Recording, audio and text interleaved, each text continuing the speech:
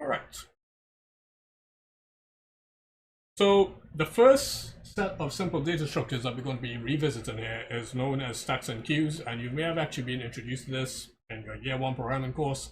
But we're going to go through a quick recap of how these operate. In particular, we don't need to go through any particular operations regarding this. All the code is provided for you on Mylan regarding how stacks and queues work. And it's just basically, once we understand how it operates, we go about just analyzing how it operates with respect to how we write the code accordingly. Yeah, you probably typed it wrong, but once you have the general idea, it's okay. It's just a matter of knowing how to go about explaining the idea properly. But that's not a problem. They say practice makes perfect, and eventually, once you keep on practicing, you'll have the idea on how to explain it properly and so forth. So, not a problem. We're here to learn. Just make sure you make your mistakes now, because when it goes into the working world, mistakes can be quite costly. So it's better you make your mistakes now in the classroom. Alright, so yeah, as I'm saying, we're going to be revisiting stacks and queues here, and we're just going to see how they operate, and the code for them actually is quite simple regards to how they do operate, so we don't have to go through in extreme detail as to how each one of these works. So stacks use what we refer to as the LIFO principle, which is last in, first out, and it's such that the last item that was inserted on the stack is going to be the first one that is going to be deleted from it.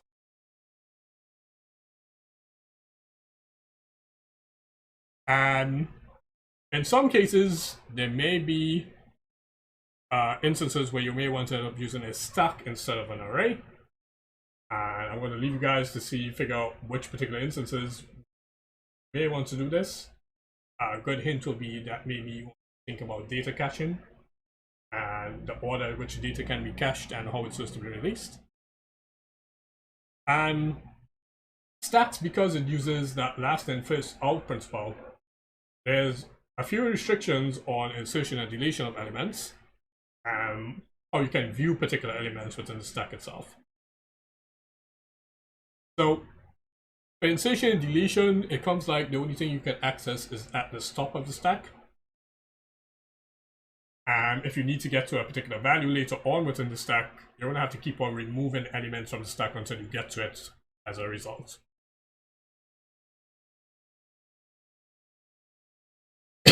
Stacks can also be implemented recursively, and that's typically the general implementation that is used for any particular stack. It's rare to kind of see an iterative stack, but they do exist accordingly. But in any general implementation for a stack, you tend to see most of the times it's going to be some sort of recursive.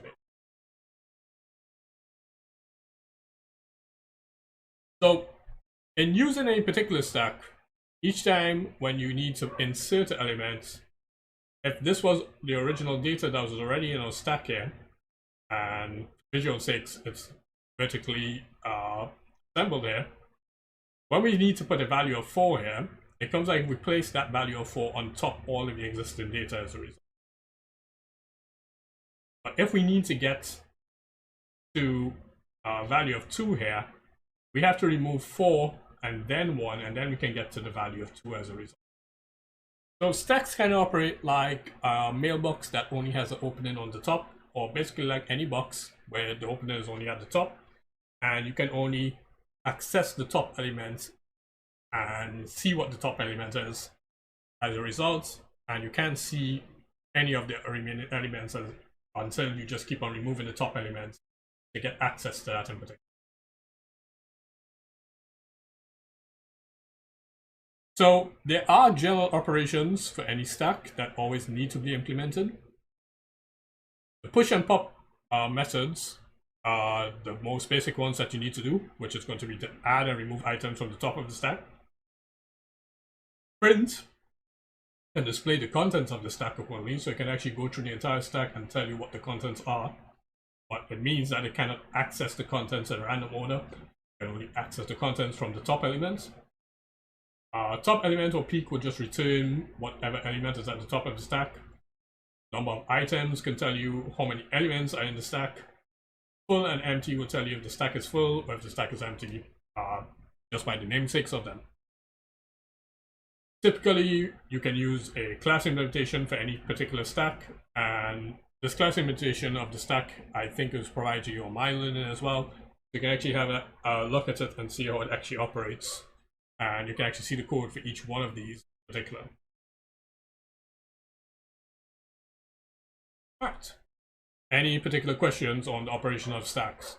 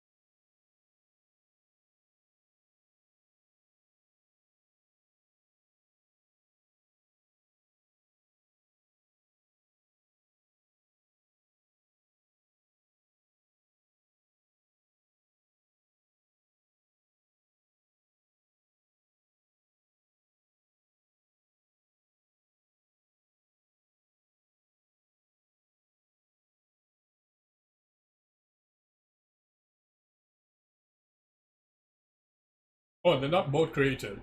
It's just depending on certain implementations, people either use the top element or peak as the name of the function.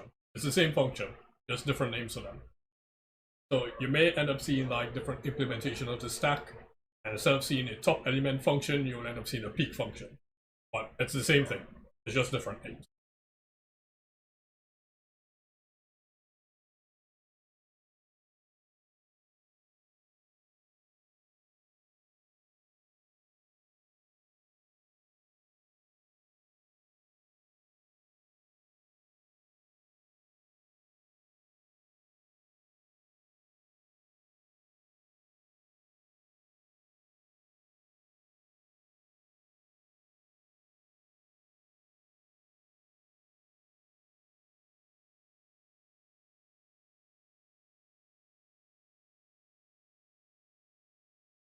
Alright. Doesn't seem like we have any particular questions on stacks, so let's move on to queues.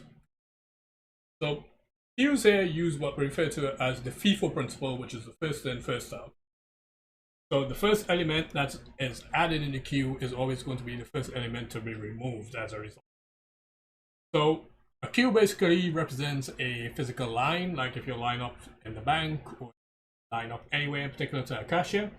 The first person who is there is the first person to get served as a result, and then once they're finished, the next person in line moves forward and so forth as we keep on. So any new elements that are to be added to the queue is always added at the end of the queue or at the back of the queue, and elements that are to be removed will be at the top or the front of the queue. Queues can also be implemented using a linked list structure, which we're going to see in our next lecture, what actually is a linked list. We actually did this in year one programming, so we're also going to revisit it as well. So queues here, such that if we say this is the front of the queue here and this is the rear of the queue, is that the 9 value here was the first value that was inserted into the queue, then followed by 5, 7, and then 3. If we insert another value into the queue, it's going to go at the rear end of the queue, so it's going to be such that this 4 value here goes to the end here. And then if we remove any elements from the queue, it's going to be removed from the front of the queue as a result. So this 9 value here will be removed accordingly if we use that operation.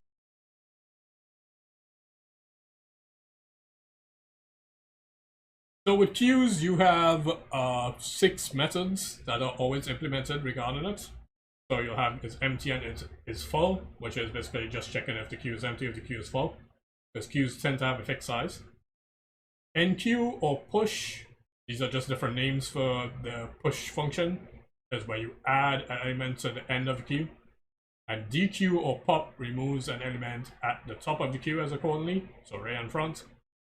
And you can also have specialized peek functions, which are going to be known as front and rear, which checks what element is at the front of the queue and at the rear of the queue accordingly. Now, queues are typically used when you're implementing different types of data caches in particular. Where, let's say, if you're having data that is being streamed, you want the data to be such that whatever data was set at this point in time needs to be offloaded later on at a particular point in time in order. Otherwise, the audio comes out entirely jumbled and the video comes out entirely jumbled as well. So queues are a nice orderly way of maintaining how data is to be delivered as such. Now, there is example code provided for queues on MyLearn. So I encourage you guys to actually look at this code and see how it operates, because most of these methods here, they tend to be only like 1 or 2 lines to implement as a result. And it's very simple to go about implementing these. So it's just a matter of just watching the code and understanding how it works and just remembering which lines are responsible for which methods here. All right. Any particular questions on queues?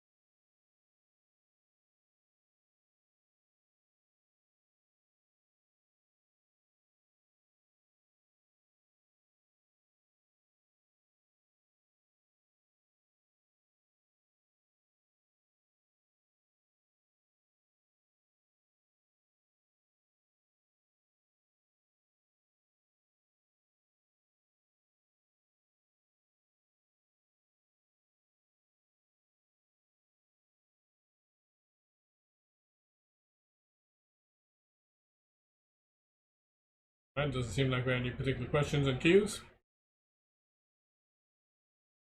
So, you actually have some group work here, and it's going to be advantageous to you guys if you get a start on this early when you can.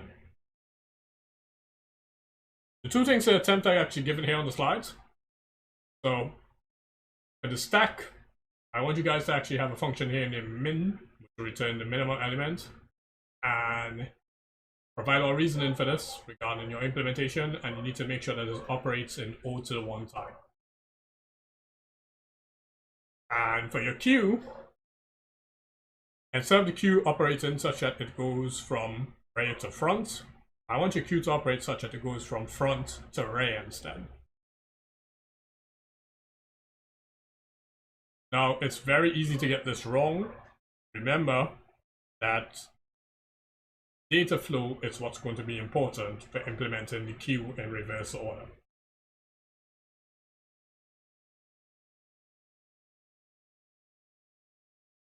All right, so that brings us to the end of our revision here for stacks and queues. They're basically simple data structures once you know the principle of how they operate and what methods to implement for them. It's very straightforward to go about implementing each one of these. And we saw that in stacks and queues, some of the functions do share similar operations. In particular, like if we were looking at the peek function or the top element function, this is similar to returning the value at the front of the queue. And we also saw that the push and pop functions, even though for the stacks they only operate on the top element, The functionality is somewhat similar to like if we're doing a dequeue function, which is removing the element from the top of the queue or the front of the queue. So some of the code shares similar functionality between stacks and queues, but because of the nature of each one of these operate, there's also some differences as a result. All right. So before I close off our second lecture here, are there any particular questions we need to ask on stacks and queues? Feel free to ask them now. Otherwise, we'll be moving on to our last lecture for today, which is going to be linked lists.